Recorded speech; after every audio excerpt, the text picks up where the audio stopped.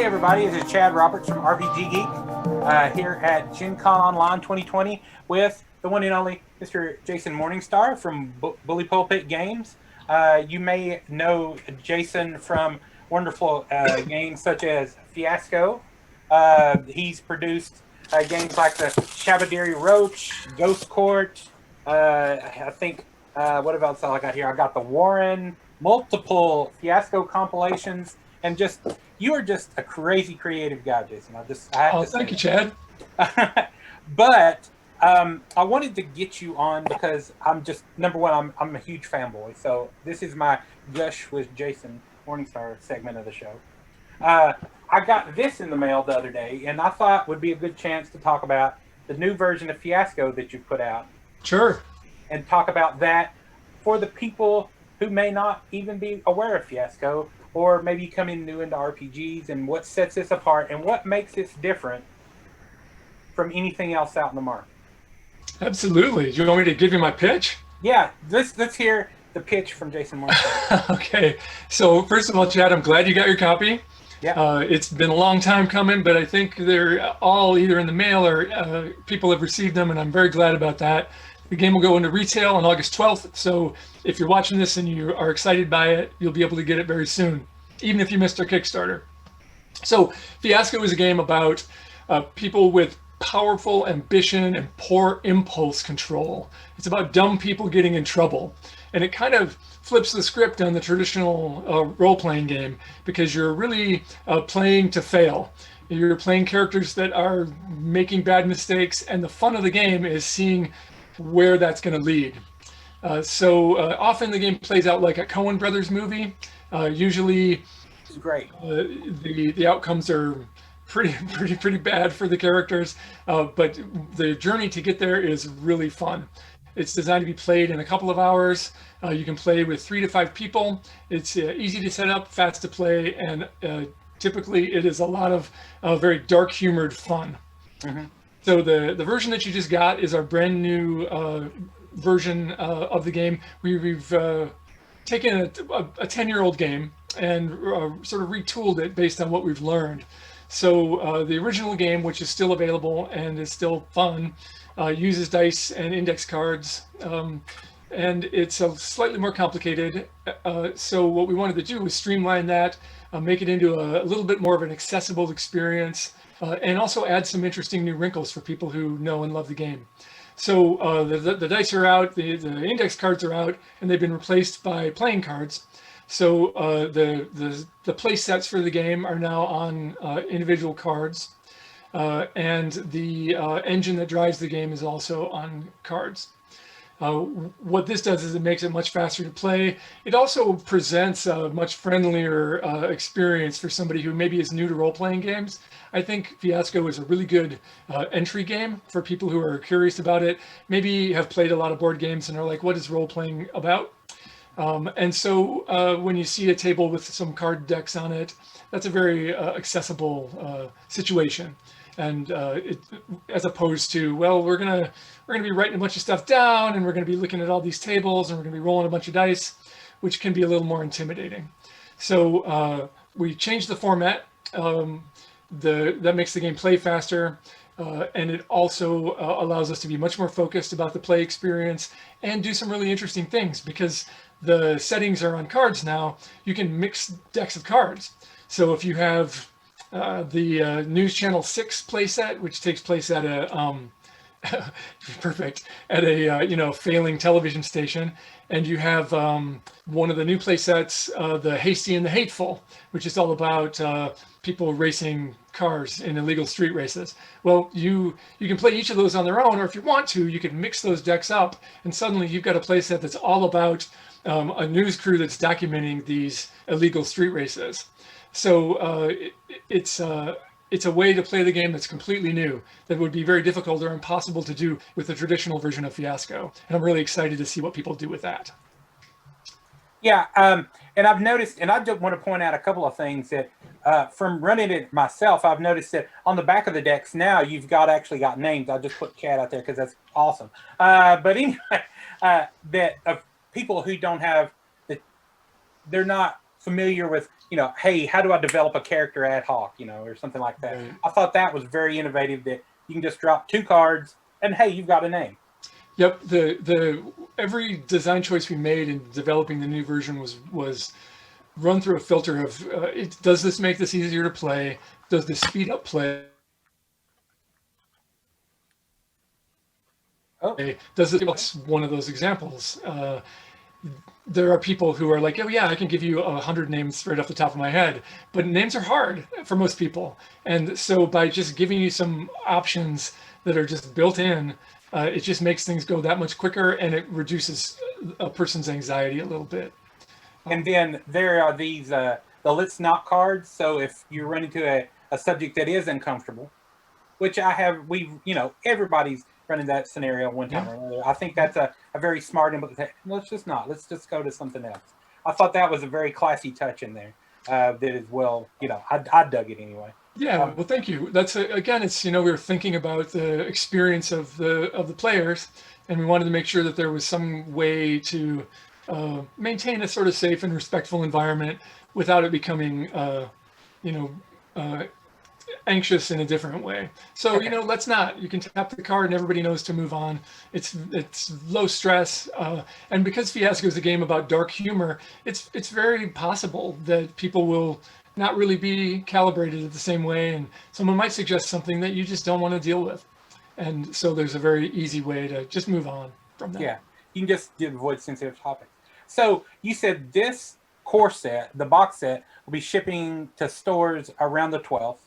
Oh, well, yeah, it'll be in retail on August 12th. Okay. So we have many places have already ordered. So what will come enclosed in the core set? I know when I got our Kickstarter versions, you had the options to buy packs of 2 different play sets. Mm-hmm. So what will be available in the box set when they get it? What will be available to pick up as the independent play sets? And then let's talk about a little bit about future planning, about how those will be rolling out for whatever. Because in the past, we've had you've had books with various play sets, mm-hmm. and so on and so forth. Yeah, so if you purchase the game in the store, what you're going to get is a box set that has the engine that drives the game, and then 3 of our best play sets. And all the supplementary materials that make it easier to play. Those Let's Not cards. It comes with a board, instructions, and so forth. But the core game is the engine that drives it, which is positive and negative outcome cards and some aftermath cards, and then the individual play sets. And that's enough stuff for a lot of fun and pretty much unlimited replay. If mm-hmm. you're interested in expanding that, there are 5 sets of expansions that will be available now and more in the future. And those are always packed in sets of 2. So there is a set that's called Unknown Monsters, and it's one of the sets in that is Regina's Wedding, which is a very popular playset, and the other one is the Beast of Sucker Creek, which is sort of a like Bigfoot hunting playset. I would love to see those 2 combined. I think that they're a beautiful juxtaposition, and so they ship together, and that's an add-on that you could get. News Channel 6 comes as in a pack called Fiasco USA with a paired playset. So we have 4 of those. We also are selling just a set of blank cards, so you can author your own if you want to. And all that stuff will be available as soon as the game is available. That's perfect. And then they can obviously go to the website if they wanted to find more information, stuff like that. Totally, yeah. BullyPulpitGames.com is our website, and you can see. So now that we talked about Fiasco, I wanted to talk about this because I thought this was unique. This one, was it Diana Jones last year? It did. Won the Diana Jones Award for Alex Roberts, the woman who designed it. Yeah, and do you want to? So let's talk about Starcross, what it is, what makes this unique out there, and then if people are interested, where they find this as well. Yeah, totally. So Starcross, we just did a really big reprint, and that'll also be in retail very soon. There may be some on your local game store shelves, mm-hmm. But they have mostly sold out. The original print run has sold out. So there's a little delay there, but Starcross is getting into retail now. So this is a game that's for 2 players. and it's a game about two people who really, really want to, but really, really shouldn't. So it's a game about forbidden love. It's a game about romance and the idea that there's tension in any relationship, and when you play Star-Crossed, you set up the tension to be pretty much insurmountable. And then the question becomes, do we act on our feelings, or do we overcome them, avoid them, forget about them? And in that tension, there's just a beautiful story, no matter how you set up the premise. So, for example, one of the classic star-crossed pairings that I've heard about is a space traveler and an alien brain parasite who fall in love, right? So like all kinds of things could happen with that relationship, but they really shouldn't be together. They shouldn't. It's not a good call, but maybe you're gonna anyway because they fell in love, and you're gonna find out when you play Star-Crossed. In contrast, I played the game with my wife, and we set up a very, very grounded story about a bus driver and one of their passengers. And they fell in love, but they shouldn't have. They're both married. They go to the same church. It was very, very difficult and awkward, but it was a very sort of realistic story. And in the end, it was very melancholy because in that case, they realized they couldn't be together and they had to go separate ways. So it's on the surface, it's a game about romance, but when you get down to it, it's a game about two people who care very much about each other in impossible circumstances that have to make really difficult choices. And I think that's just beautiful. So it's somewhat unique. Two-player games are not as common as games for lots more people. And the other really fun thing about it is it uses a wooden block tower to symbolize that relationship. Yeah. Right. So the box is when you pick it up, it's like very substantial because you get your materials about your books, some notepads about notes in, and then the rest of it is scrolled with Jenga blocks. And then we'll set them up as a Jenga block, and then so when do you resolve when to pull Jenga blocks and stuff like that?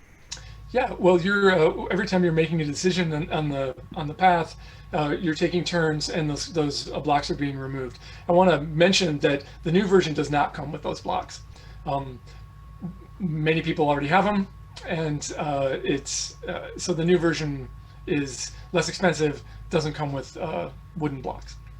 So you could get your own block. Yeah, you probably have some, and if not, you probably know where to get them for cheaper than we can get them for you.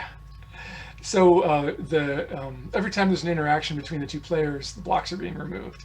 So the tower is getting more and more unstable, and if it falls during the course of play, which is it's likely, it's the chances of it falling are pretty good, then that means that you're acting on your feelings. So if you're in a situation where you really don't want to, every pull of those blocks is pushing you closer to an outcome that is probably at least perilous for your characters. And that's the real fun of the game. So the reprint's coming up for this soon. It'll be out in the markets. Would you say Q3, Q4 around Christmas time, maybe? Oh, sooner than that. Much sooner than that. It's already in our distributor's warehouse. Okay, gotcha. Do you have you have to know like the MSRP of this, how much the MSRP of the box set's going to be? I know the MSRP of Fiasco is $30. So it's not a very expensive. It's actually really cheap. So. We like to think so. We like to think that it's a good value, and Star-Crossed would be about the same, although I can't tell you for sure. Let's see here. We've got a couple of comments from chat here. Just to go over. Somebody. Tabletop Bellhop says, I love the mechanics for Star-Crossed. Our own Barbara Allen, moderator for chat, says, Fiasco is the only RPG game I've been able to fully sit through and was completely immersed, at the same time. I typically struggle with RPGs, attention span issues. So there you go. So that's just some of the comments that we're getting in chat as well. I'm so glad to hear it. That's great. So that being said, what's on the horizon? You're going to have more play sets. What's on the horizon? What's coming up? What are you excited to be developing and working on that? So first of all, I'm continuing to design, and all of that work is being shared on a Patreon. So if you're interested in what I'm doing or what Bully Pulpit Games is doing, come join us on the Patreon. There's new stuff every month, and it's a really fun community full of good stuff. You can find out more details about that on our website too if you want. Okay. Our next release is probably going to be some more expansion play sets for Fiasco, and also a really interesting small game called Dead House. Dead House is a card-based game that tells a very, very focused, very, very dark story that's rooted in actual history. And I think I'll just sort of leave it there for now. I want to entice you, but I don't want to get into it because I know our time is a little limited. Yeah. So we'll go ahead and, I don't think there's any more things from chat, so we'll just go ahead and start wrapping it up, Jason. Sounds good. I do want to thank you for coming on the show. Of course. And hopefully next year we'll get to convene again and we can talk about this more. And I greatly appreciate you stopping by. So thanks, Chad. On behalf of Jason and I, Chad Rock, this has been RPGGeek's continuing coverage of Gen Con Online 2020. Thanks, everybody. Have a great day. Thank you.